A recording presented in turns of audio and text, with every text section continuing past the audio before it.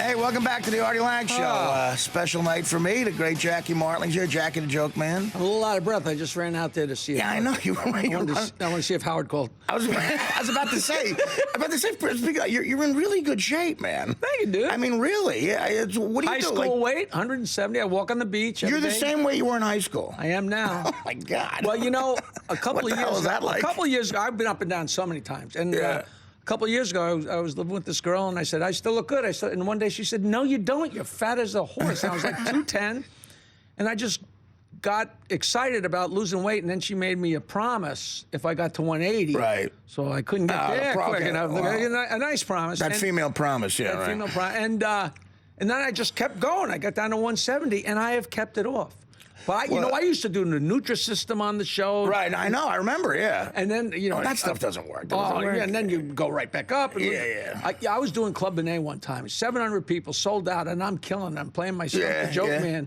And the guy way in the corner raises his hand, and he goes, what goes down and always comes back up? And he had me stumped. I'm wise. I give up. He said, you're friggin' weight. And the crowd the cleanest answer possible. Right. Then the crowd went crazy because they all lived with us, you know. Right, exactly. You know, I got to ask you this, and because a bunch of my friends wanted me to ask you this question. 9 inches. I'm trying to, let's move on.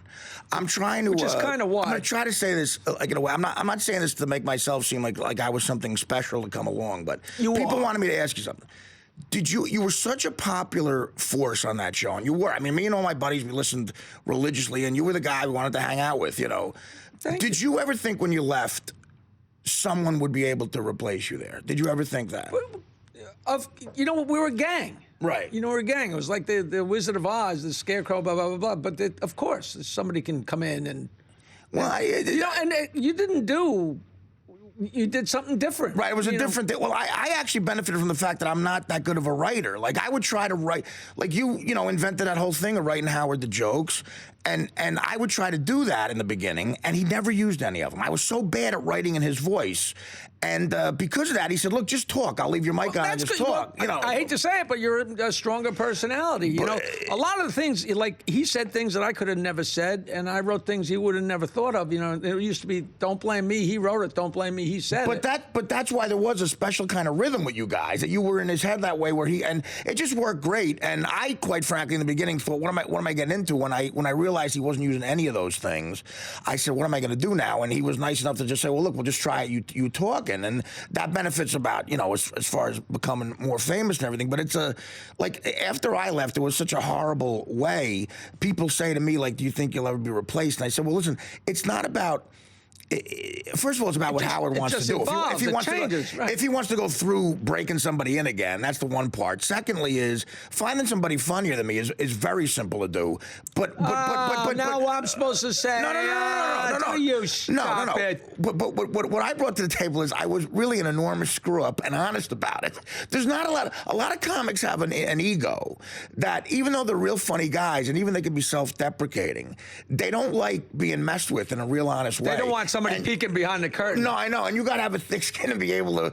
And I think that's what I brought to the table, being a screw up and honest about it. I'll tell you what, that's where you and I were similar, because they knew where all my warts were. Everybody knew what. I didn't have any problem. Eventually, with them. that's got to come out, you know. And they'd make stuff up, and people say, "Oh, well, you really drink?" I said, if I drank as much as Howard said I did during a Heineken commercial, I'd have been dead in a week. Did you really swim out to the jetty once with beer in your teeth? Way more than once. I mean, the jetty is good. It's so funny, but that is like. A jetty is not a jet. What is a jetty? That was a jetty. I listened to that as a kid. I grew up outside of Newark. So from New Jersey, you should know. A jetty is one of those things of rocks that goes out. And it's not like a wooden dock. When I had a piece of wood, it was Robin who called it a jetty, which just falls into the whole African Americans can't swim thing. Like every time somebody says jetty, I'm like, that's a black joke for Christmas thing. Does it aggravate you now we're so politically correct that you can't even say black anymore? You're saying African American. I just said it. I don't care. I still do my act. I used to do, horrible Jewish jokes, but I don't care. Like, come on, it's harmless. Well, I never used the really foul, disparaging words, and I've just been goofy. And if anybody thinks, I got threatened by the Polish Society of New Jersey or something like that. And The Polish Society of New Jersey? they called me up or something. They said, we're going to come and shut you down because blah, blah, blah. We shut down Joan Rivers. It was always a mimeographed sheet. And I said, come to one of my shows. So a couple of guys from the, whatever it was, the Eagle organization, they came to one of my shows, and they came out and said, you're the funniest guy we ever saw. There's nothing malicious about what you do. I said, well, that's what I said. You know? How many jokes do you think you know? Yes.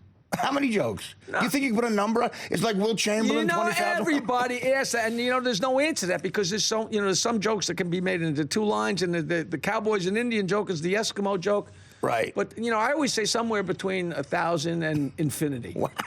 A lot of people don't realize this, but for the last bunch of years now, you're back and you're working for Howard again. And you've been working for Howard for a long. You got a great show on Howard 101. You called into the first show. That's right. And on Tuesday, Ian Carr and I did our 315th show. The show is a great show. It's fun. It's like Thanks. You could tell that you're an expert in this field, and it's fun to hear somebody that knows that much about a certain subject. It's called Jackie's Joke Hunt. We're not totally unserious. Jackie's Joke Hunt. It's on Howard 101, 5 to 6 p.m. Eastern time. What days is that? Every Tuesday. Tuesday. But they rerun it 7 times. So, Every Tuesday. Yeah. So now, what was that like going back and asking Howard for a job? That's the myth. But what happened was I used to go over there at noon and hang out with this guy Phil who did requests. Right. People call up and instead of requesting songs, they request a comedian. And Right. people call in and talk to me, and I tell them a story. Yeah, that's a cool thing about Sirius. To have that raw dog where, like music, they would call and request a bit from a comic. It was great fun, Yeah. and they asked about Red Fox, and I'd have a Red Fox story. And then Yeah. And I came out one time, and Gary said, hey, you want to come see the studio? And I said, sure. Of course, I had seen it. People had taken me to see it already, but I didn't want to, screw the pooch. So he took me back there, and I walked in, and then I looked at the studio, which was amazing. I don't remember if it was done yet. And I walked out, and Tim Sabian was in there. He said, why don't you have a show on Sirius? I said, nobody ever asked me. He said, well, you should have a show. And then it wound up, then I went to meet with Howard. So it became, Right. That was I don't care. I love doing the show. Perfect. You can tell when you listen, you have fun doing it. We got to take one more. But you can hang till for the rest of the hour, right? We got another break. I got a gig April 6th.